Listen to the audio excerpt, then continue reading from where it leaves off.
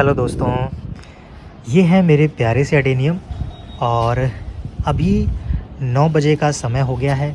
सूर्य भगवान उदय हो चुके हैं। मौसम ठीक है, हल्की ठंडी हवा है थोड़ी सी। और ये असर है उत्तर भारत की जो ठंड है उसका। इस समय दिल्ली, हरियाणा या पहाड़ी क्षेत्रों पे बहुत ज़्यादा ठंड पड़ रही है। कई जगह पर बर्फ़ गिरी है, जिस वजह से ठंड का असर हर जगह देखने को मिल रहा है। ये जो साउथ की साइड है, यहाँ पर मुझे नहीं पता मौसम किस तरह का रहता है, लेकिन वहाँ पर मुझे ये मालूम है कि वहाँ थोड़ी सी भी ठंड हुई तो वहाँ बारिश हो जाती है, थोड़ी सी भी गर्मी हुई तो वहाँ बारिश हो जाती है। और मौसम वहाँ पर टेम्परेचर वहाँ पर एक स्टैंडर्ड टेम्परेचर रहता है, एक नॉर्मल टेम्परेचर बना रहता है, जो अडेनियम्स के लिए बहुत अच्छा है। साथ ही जहाँ पर मैं हूँ, यहाँ पर भी इस समय लगभग दिन में 28 डिग्री के आसपास तापमान पहुँच जाता है। 24 से 25 भी रहता है, कई बार ठंड ज़्यादा हुई तो इतना रहता है, जो कि अडेनियम के लिए बहुत अच्छा है, इनकी ग्रोथ के लिए बहुत अच्छा है, सीड्स वगैरह के लिए काफ़ी अच्छा है, फ्लावरिंग के लिए भी अच्छा है।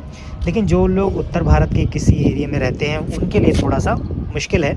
अडेनियम्स की केयर करना उनके लिए ज़्यादा ज़रूरी है और ऐसे में उनको बचाना पड़ता है ठंड से। अभी मैंने अपने मित्र से बात की तो कोहरा पड़ रहा है बहुत तेज़ हरियाणा में। दिल्ली में बात हुई मेरी तो दिल्ली में बहुत ज़्यादा कोहरा पड़ रहा है। इतना कोहरा है कि आपको 25 मीटर की दूरी तक का कुछ दिखाई नहीं दे रहा है। तो ठंड बहुत ज़्यादा है वहाँ पर। अडेनियम्स कुछ उनके पास हैं, मैंने उनके पास रखे थे, तो उनके पास कुछ अडेनियम्स हैं जिनकी पत्तियाँ गिर गई हैं और जल गई हैं। बहुत ढेर सारी पत्तियाँ पीली हैं, अभी एकदम से डाउन है उनकी ग्रोथ। लेकिन यहाँ पर देखकर ऐसा नहीं लगता कि इस तरह की कंडीशन भी इस समय होगी वहाँ पर। फ़िलहाल हम बात कर रहे थे अडेनियम्स की। अडेनियम्स की रिपोर्टिंग के बारे में हमने देख लिया था, किस तरह से आपने रिपोर्टिंग करनी है। रिपोर्टिंग करते समय देखिए, शुरुआत में मैं क्या गलती करता था, अगर आप में से कोई करता है वो गलती, तो वो गलती आप लोग ना करें। जैसे मैंने कोई प्लांट रिपोर्ट किया आज, और आज रिपोर्ट किया, उसके 1 या 2 दिन बाद ही मैं उसको धूप में शिफ्ट कर देता था पहले, या फिर मैं उनको वाटरिंग कर देता था। तो अब आपने ऐसा नहीं करना है, क्योंकि उसी से प्लांट्स के मरने का खतरा हो जाता है, क्योंकि उसमें रूट डेवलप नहीं हो पाई हैं, फीडर रूट हो नहीं पाई हैं। आप उसमें पानी दे रहे हैं, धूप में रख रहे हैं, तो पत्तियां भी नहीं हैं जो पानी को इवेपोरेट करें, तो वो धूप भी नुकसान कर जाती है। उसके अंदर जो आपने पानी दिया है ज़्यादा, वो भी नुकसान कर जाता है। आपने रिपोर्ट करना है, रिपोर्ट करने के बाद प्लांट को शेड में रखना है। और मेरा सजेशन ये है कि अगर सॉइल मीडिया सूखी है तो उसको 1-2 दिन तक आप वैसे ही रहने दें, उसमें वाटरिंग ना करें।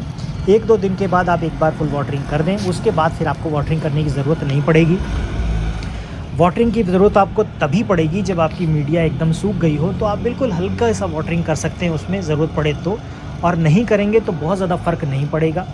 और इस समय आप ज़्यादा वाटरिंग कर भी देंगे तो भी प्लांट्स में फीडर रूट्स नहीं हैं, तो वो उस पानी को एब्जॉर्ब नहीं कर पाएंगे, तो प्लांट के लिए वो किसी काम का नहीं। देखिए, ये है स्वेजिकम, और ये अभी मैंने लगाया था, बहुत ज़्यादा पानी नहीं दिया। देखिए सॉइल मीडिया यहाँ पर सूखी है, अंदर की गीली है।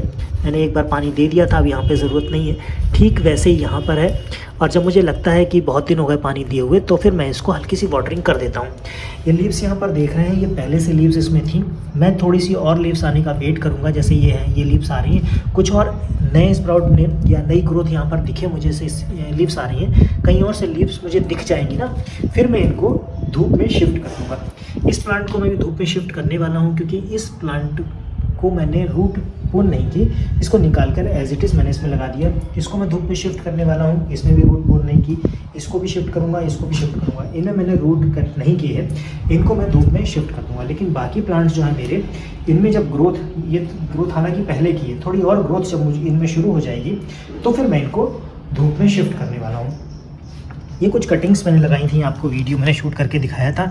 ये उनकी ग्रोथ है। देखिए, ये मैंने कोकोपीट का, देखिए ये हल्का पॉट है, ये कोकोपीट का है, ये सैंड का है, और ये भी कोकोपीट का है। तो आप देख रहे हैं कोकोपीट में मुझे क्यों अच्छा रिजल्ट मिलता है। कोकोपीट में आप ग्रोथ देखें लीव्स की, और ये सैंड है, सैंड में आप रिज़ल्ट देखें, ये यहाँ पर ग्रोथ आपको दिखाई दे रही होगी। तो अगर आप देख पाएँ तो ये ग्रोथ है, और ये ग्रोथ है कोकोपीट की। तो कोकोपीट में रूट्स जल्दी ग्रो करती हैं, अच्छी डेवलप होती हैं। तो इसलिए मैं प्लांट को जब कहीं रॉट होता है या शुरू में कोई स्टेम ग्रो करनी होती, तो फिर मैं उनको कोकोपीट में लगाता हूँ। सीड्स के साथ भी मेरा वैसे ही है, सीड्स भी मैं कोकोपीट में ही ग्रो करता हूँ। तो मैंने आपको बताया कि इस तरह से जब आप अंदर रखेंगे तो उसमें फीडर रूट बन जाएंगी। जब उसमें कुछ लीव्स आ जाएँ तो उसके बाद आप इनको धूप में शिफ्ट कर दीजिए।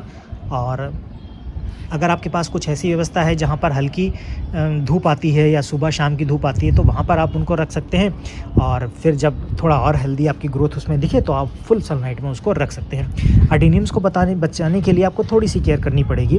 तो शुरू में मैंने ये गलतियाँ की और मेरे प्लांट्स रॉट हो गए और मुझे रीज़न उस समय समझ में नहीं आया, क्योंकि नया था तो मुझे कुछ पता नहीं था।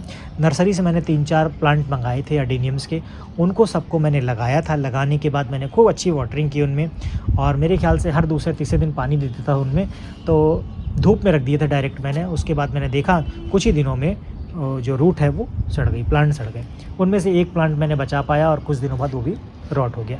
तो धीमे धीमे एक्चुअली एक्सपीरियंस से आप लोग सीखते हैं। अभी भी ऐसा नहीं है कि मेरे प्लांट्स ख़राब नहीं होते, मेरे प्लांट्स भी रॉट होते हैं। और मैंने अपने एक्सपीरियंस से ये जाना है कि जितने भी एक्सपर्ट्स हैं, जितने भी मास्टर कहे जाने वाले लोग हैं, उन सभी के प्लांट्स भी रॉट होते हैं। और ये गार्डनिंग का एक पार्ट है। अगर आप अडेनियम ग्रो कर रहे हैं तो इसमें आपके प्लांट रॉट होंगे, तो इसके लिए आपको तैयार रहना पड़ेगा। कभी कभी ऐसा होता है आपके बहुत प्यारे प्लांट जो आपको बहुत पसंद हैं वो रॉट हो जाते हैं, थोड़ा सा दुख होता है, लेकिन ये गार्डनिंग का एक पार्ट है, तो ये होता रहेगा। 3-4 प्लांट मैंने ग्राफ्ट किए थे। एक्चुअली मैंने एक बार और ग्राफ्ट किए थे तो वो सक्सेसफुल नहीं रहे, सिर्फ एक हुआ था सक्सेस। अब इस बार मैंने ट्राई किया क्योंकि उस समय मैंने उनको एक जैसे पॉलीथीन ऊपर से पैक कर देते हैं ना, वो मैंने काम नहीं किया था। इस बार मैंने किया है तो देखते हैं क्या रिज़ल्ट मिलता है, और जो रिज़ल्ट मिलेगा उसको आपके साथ शेयर करूँगा। तो अरेबिकम की मेरी जो मैंने अपरूट किए थे उनकी रिपोर्टिंग मैंने कंप्लीट कर दी है और धीमे धीमे जैसे जैसे उनकी ग्रोथ होती रहेगी उनको शिफ्ट करता रहूँगा और आपको दिखाता रहूँगा। अभी इन अडेनियम्स की मुझे रिपोर्टिंग करनी है, तो इनके लिए कुछ बड़े पॉट देख रहा हूँ मैं। टब जैसा कोई पॉट मिल जाए तो ये बड़े अडेनियम्स उनमें शिफ्ट कर दूंगा। इसको भी मुझे शिफ्ट करना है। और बाकी जो छोटे छोटे अडेनियम्स हैं, जैसे ये एसएनपी के प्लांट हैं, जैसे ये पीबीएन का प्लांट है, जैसे ये गोट जी है, कुछ अंगेली के हैं, काला माई WDD ये क्रॉस वाले हैं, इनमें सीड्स लगे हैं। सीड्स निकलते ही मैं इनको रिपोर्ट कर दूंगा। तो ये छोटे हैं, इनको थोड़ा बड़ा पॉट दे दूंगा, जैसे 8 इंच का पॉट इनके लिए अभी पर्याप्त रहेगा।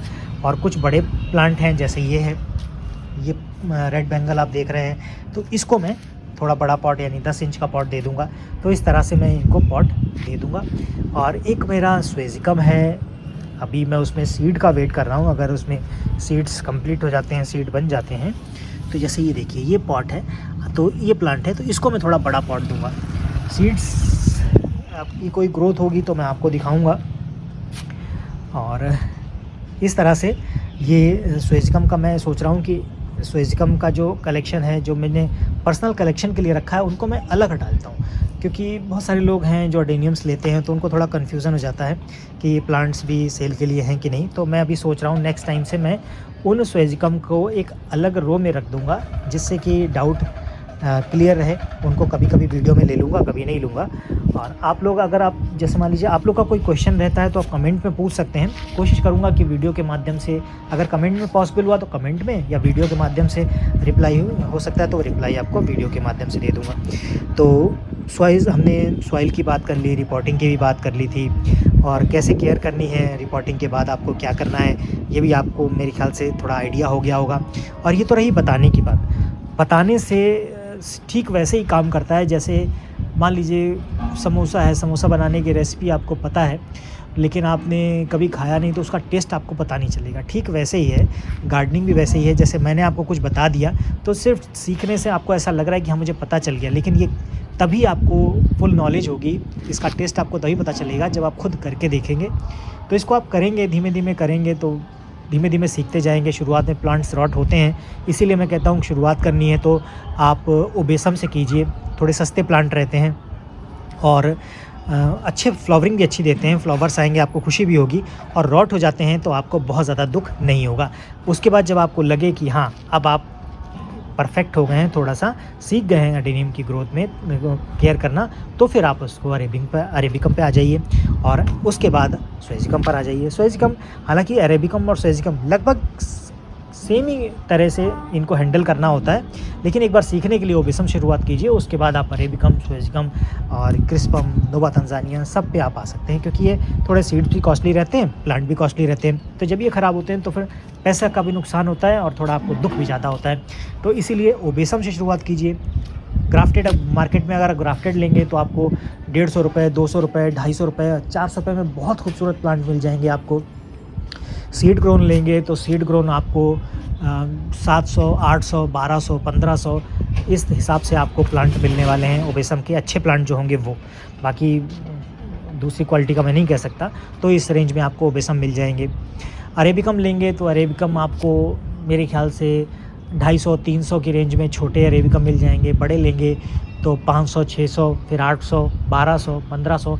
जितना पुराना है अरेबिकम आप लेंगे, जितनी ज़्यादा ब्रांचिंग, जितनी अच्छी हेल्दी रूट्स का अरेबिकम आप लेंगे, उतने ज़्यादा प्राइस उसके बढ़ते जाएंगे। तो इस तरह से आप सिलेक्शन कीजिए, पहले ओबेसम से शुरुआत कीजिए।